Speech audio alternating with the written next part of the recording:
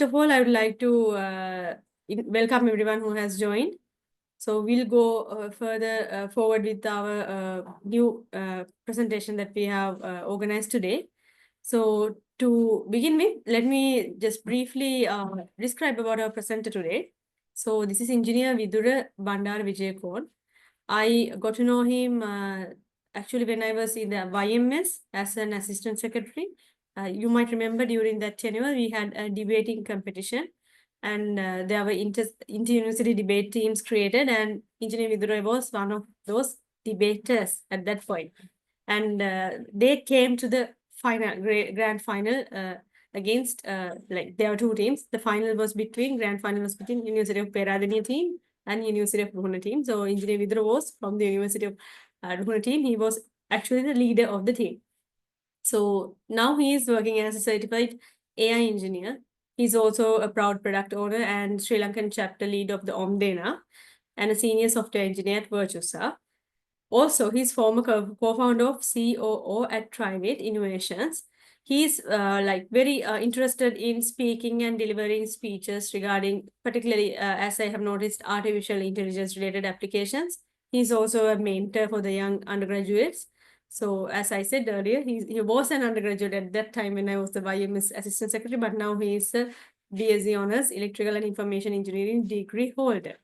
So I won't take much of your time. So now I'm going to open up the forum for Engineer Vidura to continue with his presentation. Over to you, Engineer Vidura.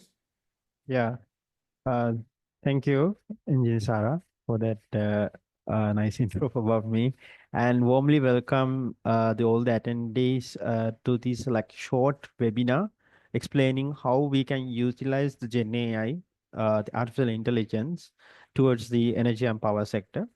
So without further ado, I will share my presentation. Please confirm whether you can see it. Yeah, Yes, I think you can see it. Yeah, thank you. So the next gen energy solutions leveraging generative AI and multi-agent systems. So currently that we know, energy sector, energy and power sector is going through like a massive revolution with the renewable energy. They have gone through sector has gone through like a massive revolution, introducing a lot of like renewable energy resources, and as well as opening the pathway to the energy storage devices. And now we are going with the smart system, smart energy system. Now we have to focus more about the smart energy security, because the data security of the energy systems are now crucial step when we are stepping towards like energy and power system with the blockchain, AI, and everything. So when the things are going well with the energy and power sector, so we have to think ourselves what we can do with AI, because AI itself is going through a massive revolution as well. With 2022 introducing of the GPT transformers like the GPT 3.4, 3.5, and GPT-4. Now generative AI has like going through like a massive revolution, and you can see a lot of third-party tools have been introduced. So yeah, there are like two sectors that we can combine, two massive potential. So yeah, let me go through the presentation and explain how we can approach that, and I will explain it like the application that I have created with this the top tech. Then you can understand what kind of potential it has. Okay, so what is next gen energy? Usually the next generation energy, like it refers to smart, efficient, and sustainable, because that's the core of the next generation energy solution. So we have the energy generation solution, the conventional energy resources. Then we have moved into the renewable energy resources. Then we have moved into step by step. We have moved into the smart energy solutions. Now we have to think about the smart, efficient, and sustainable. So these three things actually are coming together with the introduction of AI. So with AI, we can see the grid management and efficiency are now optimizing, and the resource management and predictive maintenance, and as well as the smart forecasting and renewable energy integration. So we can see a lot of projects, a lot of researches are going on not only in Sri Lanka, but all over the world about how we can use AI in energy. So with this introduction, the next gen energy has been like introduced. Now, whenever there's like an application involved with AI and like able to cut down the time to reduce the workload with the energy and power sector, we call it at next gen energy. So the main characteristics is smart, efficient, and sustainable. So about this next gen energy solution, now the key thing is the topic actually introduces this multi-agent systems. So yeah, with the generative AI, we know there are like GPT transformers. I think you all have been using Chat GPT and Claude and a lot of like Google Part, like these chatbot frameworks. Then there's another thing called agent systems. I will actually explain a little bit about these agent systems. Now we have multi-agent systems. So multi-agent systems are, it's not like that difficult. It's like the team of AI workers. So we have a, like a AI worker is called like AI agent. If you have like several, like multiple AI workers, we are calling multi-agent systems. So that is that simple. Okay. So usually multi-agent systems, usually they are not centralized. They are decentralized. So we can actually create it as centralized, but for the power and energy sector, so we can actually create very good decentralized solutions. So these I have actually given some examples. So for example, automate energy distribution across different sources, or balance supply and demand in real time, enable peer-to-peer energy trading in smart grids, and improve decision making in complex energy networks. So these are four researchers that we can see in the research community, that where the multi-agent systems are applying the same topics that we actually given solution to resolve it. But now this multi-agent systems as a, like a subset of the generative AI is coming to play. So yeah, let actually dissolve this further and further, then you can understand what I'm saying. So current energy landscape, so you can see the energy mix. So the energy mix of this is actually energy mix of Sri Lanka up to according to 2024.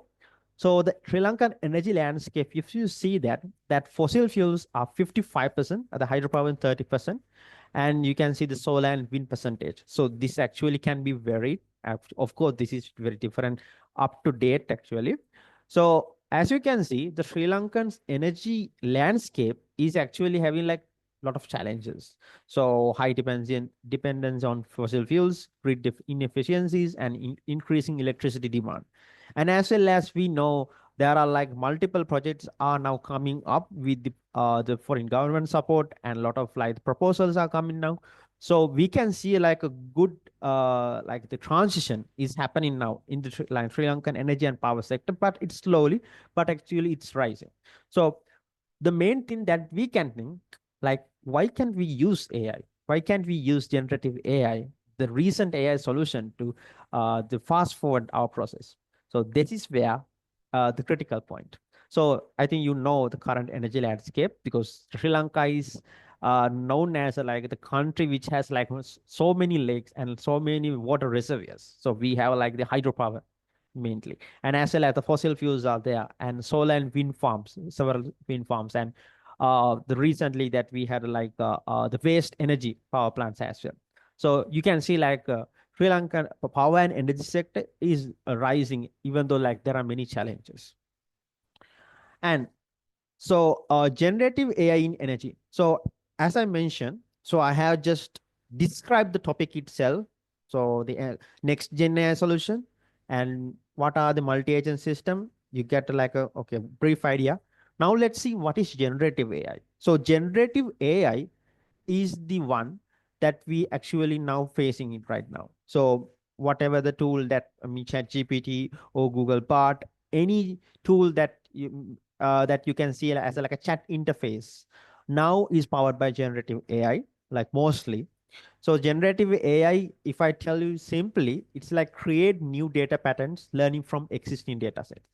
I know it's like a very narrow like definition, but it has a lot meaning there. So with the generative AI, we have the data types of text, we have images, we have videos, and etc. So with these data types, we are actually generating new data, and as well as training with these existing data, and we are going to create more and more data patterns. So that's kind of like an abstract of like what is happening in generative AI. So ChatGPT is like text to text, but modern ChatGPT, we can actually generate images, and as well as if you're going with the another byproduct of OpenAI, Sora. So the Sora can actually create text to video. Like that, we have generative AI solution existing in the world. So the next thing, what can we do with generative AI in energy? So as I mentioned in earlier, I just repeated the same thing. So we have three sectors actually in the energy and power sector. So we have the generation, transmission, and distribution. So with this generation, transmission, and distribution, each has like own complexities and challenges. So with the generative AI, the beauty of generative AI is that the first thing is we can actually imitate, and like we can actually synthesize the existing data in the industry. So that is actually happening with the other industries as well. For example, in the finance and the healthcare, agriculture, already a generative AI is using it there to create the synthetic data and create the the advanced predictions and so on, and create the customer prediction, customer chat conversation predictions. So like that, generative AI have been like using those industries. So in with respect to energy sector as well, generative AI has been using. So the I will actually explain what are the like real use cases that we can actually explain with respect to generative AI in energy. So with this predictive maintenance and smart energy forecasting, so especially in Australia and Sweden, so those are the two major countries that smart energy forecasting is happening at there. So if I got like a little bit explain about this, so with the generative AI, there's like a concept called large language models. So the large language models, it like actually has like lot of data. So usually textual data. So the large language models, they can access to the large corpus of textual data. We call it as knowledge base. So imagine you have like like a big knowledge base which has like uh, distribution, transmission, or generation data. So it's about the power plants, transmission centers, like a lot of data is there. Let's say we have like 10 years of data exists in this knowledge base. So the large language model, it can actually retrieve the information from the knowledge base, and it can actually curate a good answer to the user, or it can actually curate not only the generating any ones, but it can actually uh, use a tool to do something. So for example, like I will explain with the generative AI. So with the large language model, it actually acts as a brain. Okay, it actually acts as a brain. So the brain can access the knowledge base. So we have a knowledge base. So what actually happens is, so whenever the brain can access the knowledge base, and it can retrieve the information as per the user requirement. So if you are an electrical engineer, if you are using a multi-agent system or like agent system, in this generative AI landscape, you are actually communicating with the large language model, and like whenever the depend on the user requirement. So user requirement, so agent can understand what the user says, and it actually think through the LLM what is the user requirement. So based on that, LLM can understand the user query and retrieve the information. And based on the user requirement, using a tool, it can perform the action, maybe a generator report, or maybe like a visualization. So and so. So that's a kind of a beauty. So with the time, the generative AI actually performs so well that even a non-technical person can automate their process very easily. So that's what happened in the industry. So with the smart energy forecasting, like you can get, like if you search the smart energy forecasting in Australia. So you can actually have a list of use cases that even in the private facilities, the private power and energy facilities, they are using generative AI like it's quite some time right now. So yeah, that's kind of like a small that kind of a explanation what happened in industry. But let me explain it further actually. And about that, you might think like, what are the benefits of generative AI? So the first one is the cost reduction. So AI lowers the operational cost with the automated energy process. The one thing is, if you're running like a model, if you are running like the kind of a pipeline, there is a thing called, there is a uh, uh, energy loss when you are running a model. But compared to the energy loss that having the running the model, but there's a, like a greater cost reduction with the solution. And the next thing is improve reliability. So it actually enhance the grid stability by predicting the system failures early. So explaining this, I just remembered. So it actually 3 months ago, Google purchases three nuclear power plants to power up their engines. So and other than that, the Microsoft and other like a major software companies, they bought nuclear power plants and nuclear reactors to power up their supercomputers.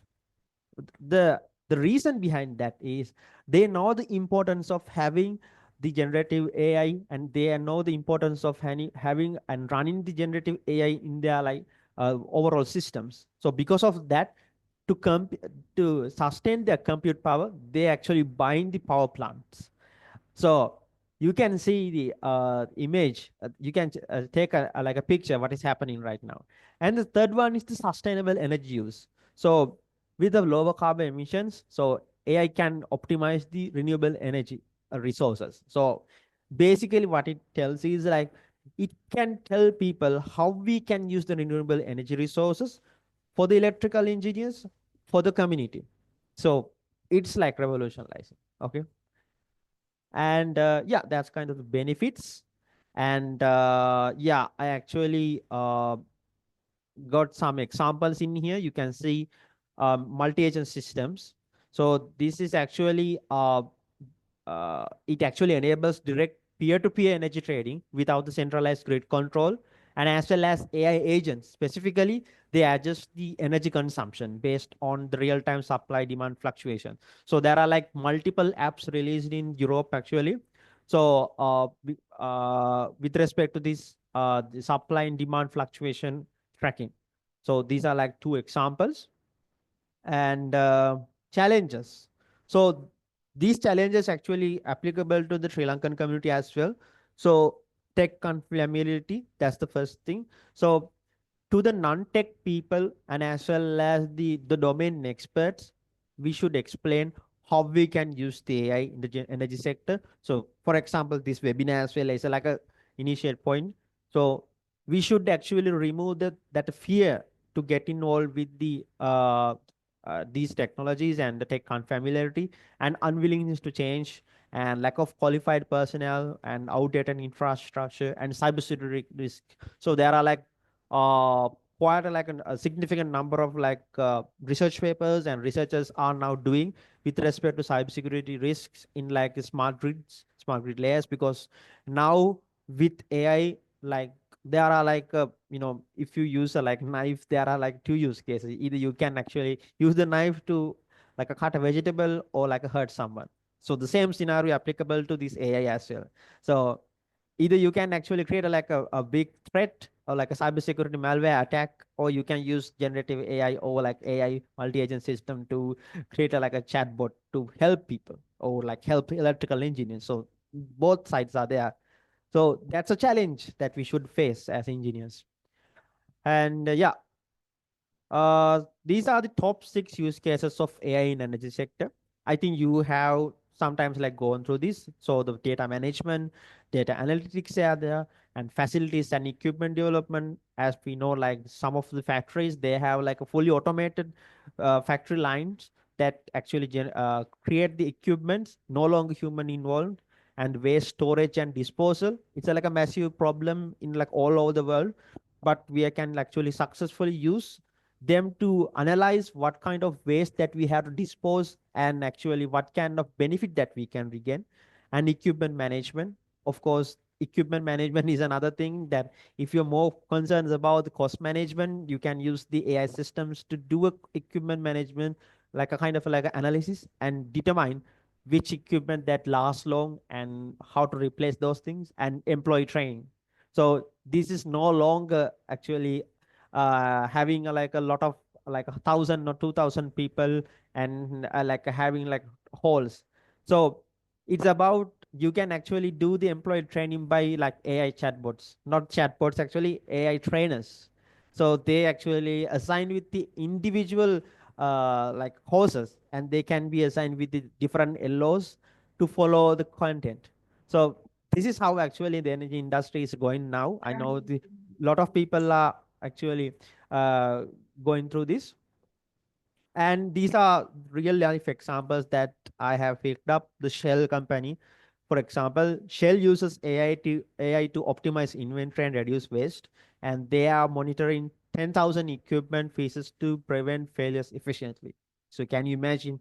And they actually collaborates on AI-driven energy industry transformation. So Shell is like a well-known company in the industry, like the energy industry. Basically, so they actually using AI to optimize inventory and reduce waste. And another thing is Chevron. Chevron is another company that using AI. They actually using it to create facility replicas for maintenance and operational efficiency. And they actually their system can predict the subsurface conditions and reducing the need for drilling, and as well as Chevron's like ecological impact and resource consumption, they actually get lower, and they actually benefiting by replacing AI systems. So it's not about completely replacing, it's about what are the areas that we should actually can automate with AI and apply it accordingly. Okay. And Saudi Aramco, and Aramco actually aims to be a most digitized energy company. So that's their target. And they're able to automate processes and improve efficiency and reducing CO2 emissions. And their AI system can detect gas flaring early for immediate corrective action. So you can see like these three companies, how they're actually using AI to like optimizing their each of their pipelines. So it's amazing actually. And now let's get into what happens in like agent systems. So from simple agent to multi-agent systems. So it's simple as this.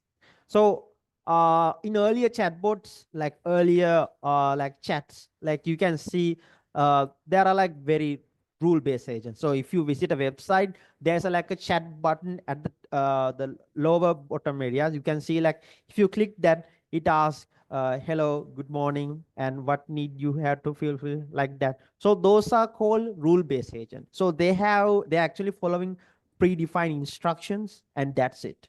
And with that, recently, like if I say like 2010 to 2017, we have learning agents. So they are far superior than the rule-based agent. They can learn something, and they are actually, if you feel some like let's say emergency, they will shift it to human like a agent, or like they actually over the time they learn through the conversation. Though those are called learning agents. Now we have with the generative AI the multi-agent system. Basically, simple agents, like a team of simple agents called multi-agent systems. So they actually collaborate on complex tasks. So what happens is usually AI agents is there, like agent picture as like a person. So the person collect and get the information from various resources. For example, let's say from the CEB, from the LECO, like a lot of energy resources are there, energy power companies are there. So a person is collecting information about each energy companies and get there and decide. The next phase is decide, as you can see in here. So what happens is this person now analyze input using rules, logic, or AI models. For example, let's say this person is an electrical engineer, and there are like a couple of energy companies in Sri Lanka. So, like let's say one technical person, he asks that I need a like a comparison. I need like a energy comparison of what is happening with these energy companies, like let's say energy portfolios. So what this electrical engineer does is he has like these energy resources, like information of energy resources, and then electrical engineer can analyze what the user has requested, what that manager has requested. So he needed like a comparison between each of the companies. So he has that the knowledge on, maybe get from websites, maybe get from any other resources. So using his brain, so he actually analyzed these each of the company, and he actually compute them. Then act means, third one is act. So agent execute task and learn from feedback. So the electrical engineer write a report based on, okay, CB like that, LECO like that, and given to generate as a report. So manager check the report and tell, okay, uh, this need like a kind of like a comparison chart, bar chart, something like that. Or this need like a pie chart. So that's the feedback. So the feedback given to the again electrical engineer, then reevaluate it. So this is the same thing happen in the like a simple agent. I think you get the picture. So sorry if I'm like kind of like a fast, because we have to catch up with the like the short limited period, but I think you are going good. And this is called multi-agent system. This is the multi-agent system. I know, like, let me actually explain it very briefly. So you can see like agent 1, agent 2, agent 3, agent 4, and agent 5. So the example that I'm taking actually that related to this. So agent 1, for example, let's say this is like a 5 people. So there are 5 people. So the first person, the query classifier, what happens is this is like a reception. So the reception takes the input from a customer. Let's say this is a bank, okay? So from the bank perspective, uh, so the person may ask a question. For example, let's say I want to uh, like know my like bank balance. Oh, let's say like with respect to example of energy sector. So let's say I want to know my like the monthly cost of my electricity bill. So the reception understand that. And what it does is it understand the user query, what is the user query, and classify it. Is it like a major issue? Is it like a mid issue? Or it's like a normal, like a REST query? Then after that, what happens is it passes to the next person. The next person, what it does is, so he has a kind of like a library, maybe PDF, website, or something like that. So based on the first response, like, okay, the first person tell, okay, this is actually simple query. He just want the customer want to know the annual sorry, the monthly cost of his electricity bill. So what it does is the second person, he check with his like the history of the payments, and what kind of like residence he is in, and what is the tariff that he has to pay. Then he check with the knowledge. So that called knowledge retriever. Then passes the next, passes his response to the context builder. So the context builder, what it does is he may have to reach out to another person, maybe finance, to check the tally with what he has. Maybe the finance will tell, okay, this he has maybe outstanding bill according to this date. Then again passes to the next person, the response generator. Then that person will use his brain, use his system to generate the report, and then passes to the next person, the learning agent. Learning agent will understand, okay, so this is the required report. Now based on this user actually requests us the report on this date. Then I will mark it down in my report. So whenever the user come visit again, then I will know he has requested the report earlier. So the learning edge mark it off and given the report to the user. Same thing is actually happening here. So I'm not going to like explain it very technically, because some of you might not understand, but the process that I just explained is a similar thing is actually happening, but technical terms, it involves a lot of things, but you get the idea. So yeah, and this is one of the like the application that I have created. So actually for this multi-agent system, I actually created like a mid-level knowledge base consist of the Sri Lankan like energy and power sector, across like 20 years. Actually, it like take some time to actually create this knowledge base, but based on knowledge base, I actually able to create this multi-agent system. So this is the proposed pipeline that I have created. So this query means the user, like customer. So whenever the customer, uh, let me explain the simple use case. So in this is like a use case where, let's say, there are like energy and power sector enthusiastic researchers are there. So this is a tool where they can use this tool to research or information tool. So this is actually a research and information tool for energy sector professional in Sri Lanka. So let's say you are like a researcher. So the researcher actually interacts with a like system and you ask a question. Okay, let's say you ask a question, what is the energy mix of Sri Lanka 2024? I think you have seen the energy mix that created by the presentation that actually created by the system of I have created. So let's say if I have asked the question, it first goes to this coordinator agent.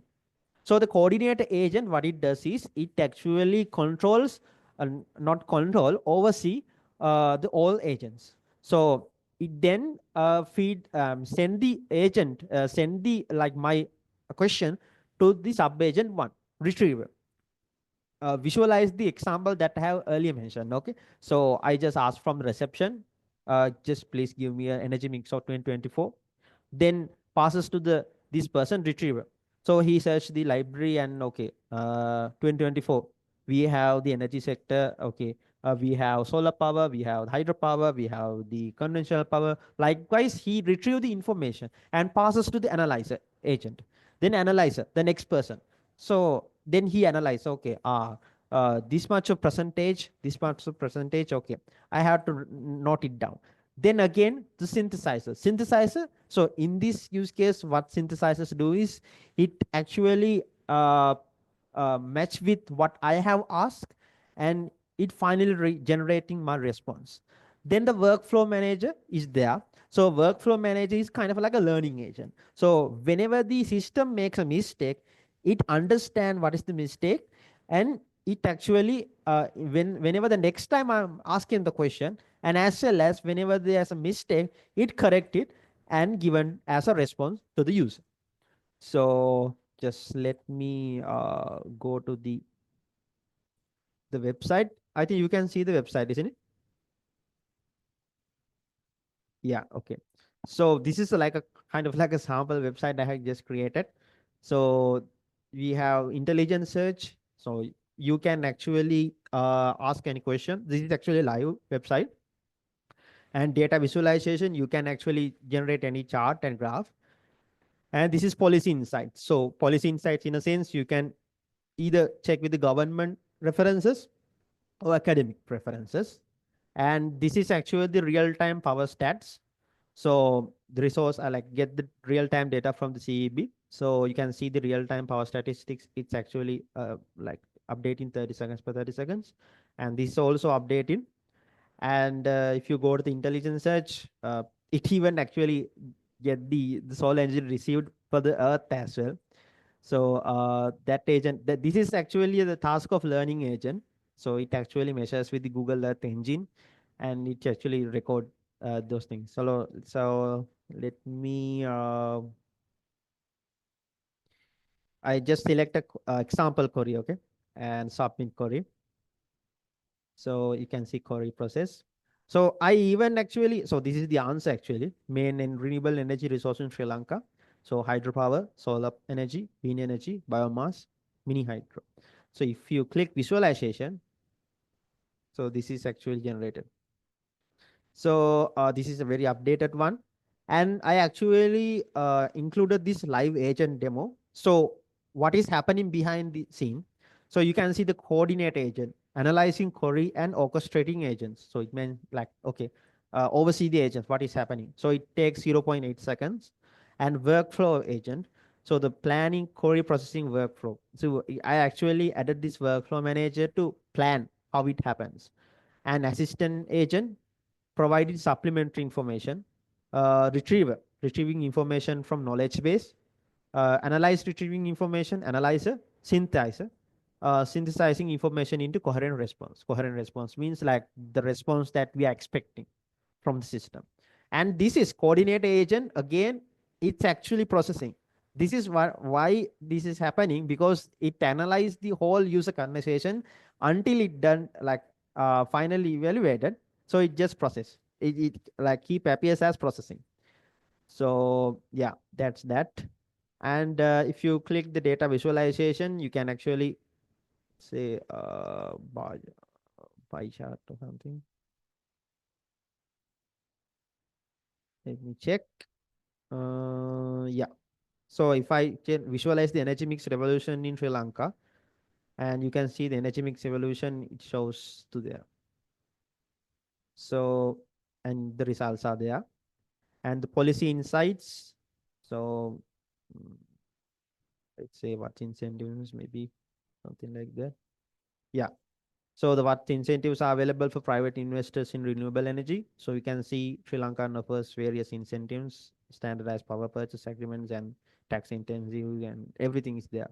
And references, it actually gives the references as well. Visualization is like effectiveness for incentives, private investments. So this is actually given by the system as well. So for the researchers, this is a very good tool. So actually, this created by me. And if you click this view agent architecture, like I actually post how to build this in LinkedIn actually. So I just posted the same thing, like posted in LinkedIn. And this is how the multi-agent pipeline look like. So you can read everything in the website as well. So technical implementation details also given in here. So yeah, this is a website that I have created. And yeah, let me go to the presentation again. Yeah, I think that's it. Thank you for your attention, and any questions?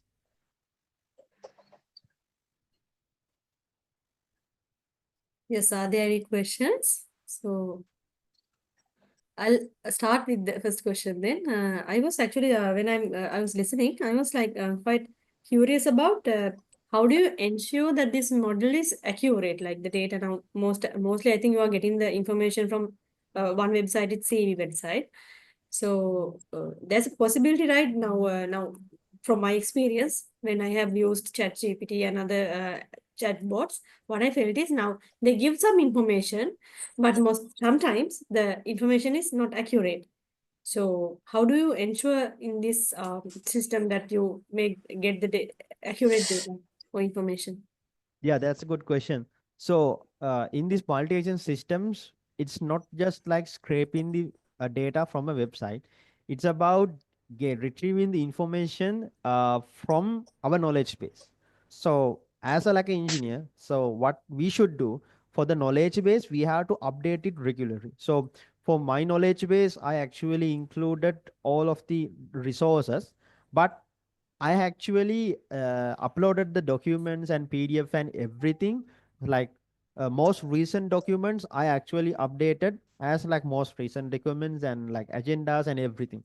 So actually, it's like a challenge of having a very recent knowledge base. So as like we have as engineers, what we should do is like we have to maintain like a very recent knowledge base. So if your knowledge base is up to date, sure, then you can actually have the model to like the retrieve information very well.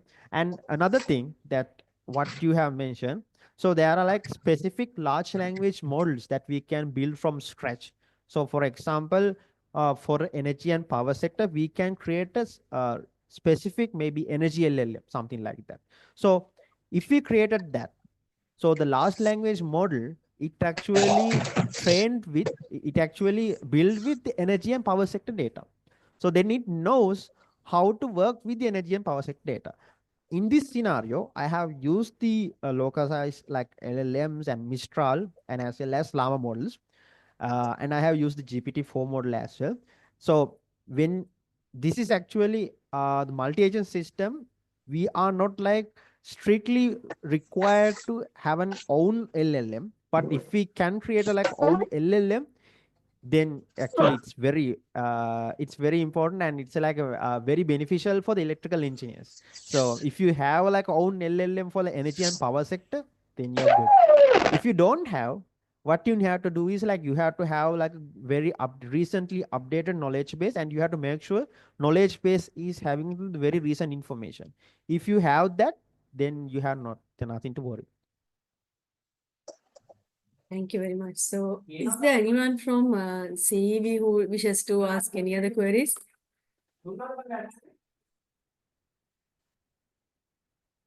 So, until someone else comes up with the question, I do have another question. So now in Ceylonix board, we have this application that we in-house developed application by engineers in CEB called the CEB Assist. Normally now we have most of the data in that, like even our breakdowns, when the breakdown is occurred, it will be, the complaint will be lodged through that.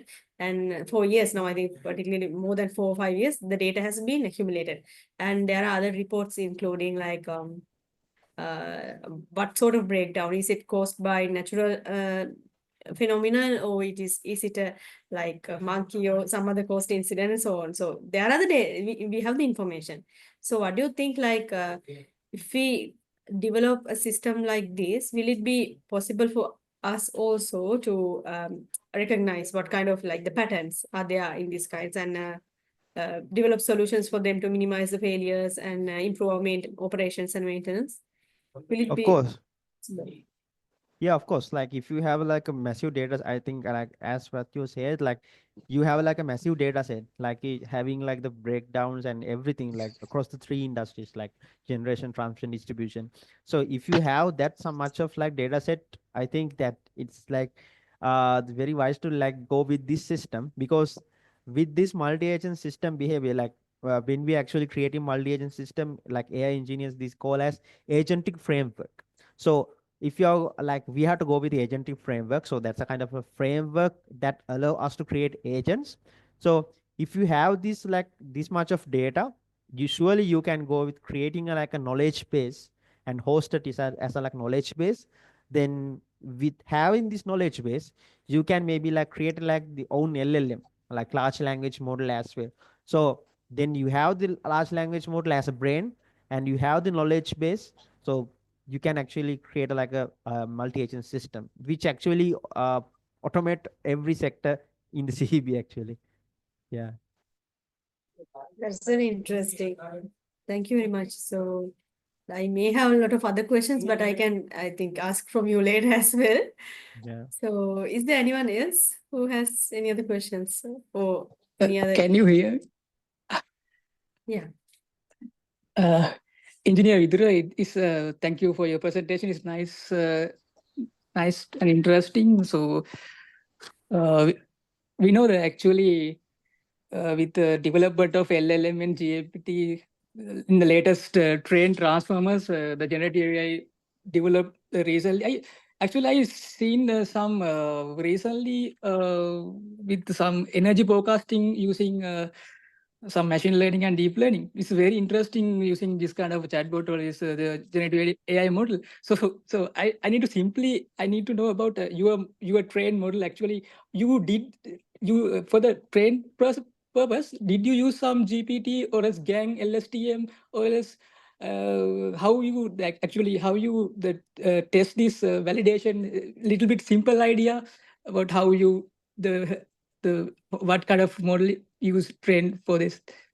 For this system, actually, when we are actually creating multi-agent system, I actually use the approach of RAG enable multi-agent system. So it called as retrieval augmented generation. So with respect to retrieval augmented generation, we are actually using two matrices, retrieval matrices and generation matrices. So for one agent, I have used the Llama model, using the Olama model. I think you have familiar about these Olama models. So when we actually testing these RAG agents, so we have the retrieval matrices, how well the information can be retrieved, and with the generator matrices, how well the information can be generated. So based on these two matrices, these two are actually the evaluation matrices for the RAG agents. So that's how I use it. I actually use the as I mentioned, the Mistral AI, and as well as the Llama model, and for the GPT model. So those three models that I have used. For the Llama model, I actually like very interest. I'm very like enjoying testing Llama models, because it has the the development, because like usually our laptops and like the personal laptops are not capable of like having running on like billions of like multi billions of parameters in with the LLM, because we have like a restricted like specification. But if we can have a maybe like cloud service, like usually the AWS SageMaker, or like the Google GCP Vertex AI, we can actually create our own LLM using those specs. So for this application, that's how I actually evaluated the matrices. I think that answers the question. Yeah, thank you so much. It's nice, interesting. Yeah. Thank you. Can I ask a question, please? Yeah, sure. Yeah, see, I'm Dhammika Vimaratna. I joined halfway through. I'm sorry, but I heard, and so it's a great presentation. Now, I'm just wondering, now I work in a power plant. So we have like many assets. For example, we have like more than 200 motors of like different capacities. And so is it possible using the system that you propose to, so we can gather real time all this current, the current and the vibration data, and by analyzing now currently what we do is, by looking at all these vibration data, current data, by looking at their spectrums, our engineers have some knowledge. So they forecast, okay, this is the kind of a potential problem that could have. So a lot of knowledge is there. Is it possible for us to train some system using your proposed methods, so that the system can assist in a more methodical way, like as when it gathered more and more knowledge, something like that? Yeah, sure. It has yeah. So with respect to any like subsection that you have in your mind, we can, if we have the sufficient data, if you have the certain things like certain objectives that we have to acquire, surely we can create a first LLM, so large language model. So what in your perspective, what we can do is considering the power plant, so we have like several sections. So as you have mentioned, like 200 motors and those statistical data as they are. So first thing, we can have the knowledge base which actually having those data. So as I have created a knowledge base for this application, we can have like a same knowledge base. And what like we can do is like create own LLM, because the thing is, with respect to data security, having own LLM is better. That's another thing, because like it always have good to have a very like close curve with respect to your own pipeline. So if you can see my pipeline, so I have trained my own llama model for one agent, but the real thing I should do is like within a limited times limitation, I actually use Mistral AI and other GPT models as well. But those are kind of like the APIs sometimes like we can use. Instead of that, we can actually create our own models. So that for that specs, we have to have like more technical capabilities like cloud services, because our personal laptops are not capable of that. But for your perspective, we can create our own models, and as well as own knowledge base. Surely we can do that. Yeah. Now, all these now, the LLM, the models, I mean, what knowledge we need to have, you mean we need to buy some software, so we need to buy, have some programming knowledge, or what is it? Maybe you may have been discussing, because I joined halfway, I don't know whether you explained it. So what are the requirement, like prerequisites for us to start something like that? Prerequisite is actually mostly now the currently we are actually programming through Python, and as well as that's the programming language wise the Python. Actually there are other languages, but it's very hard for the limited time to catch up with this. Actually with the other programming language we can code it, but usually the Python is the famous programming language. Other than that, we should have a team like having the knowledge of agentic system and large language models and multi-agent systems and how machine learning operating life cycle is working. So those are the prerequisites. So and like if I say in like other words, we should have like a machine learning engineer, and we should have like a AI engineer. We should have a data scientist, because data scientist is the person who tells what kind of problems actually in the power, maybe in your power plant, like what kind of things that we should address in the power plant. So data scientists have like a big role, and data engineer. So I assume like if like usually the data is messy, we have like lot of data, but it is messy. So we have to like structured and feed it to our knowledge base. So the prerequisites are the things I mentioned, and we should have that data scientist, a data engineer, and we should have a ML engineer, an AI engineer, and should have business analyst as well. Yeah. So this combination can actually create a very good product. Thank you. Thank you very much. They were very interesting questions, and I think like personally we might also have to think about learning those things if that is the future for engineers or whoever that is going to like implement these systems. If that is the requirement for the future, then maybe we also should think about investing in learning these kind of things. So let's think about that as well. So are there any other questions? So if you have any other questions, I think Engineer Vidura is on LinkedIn.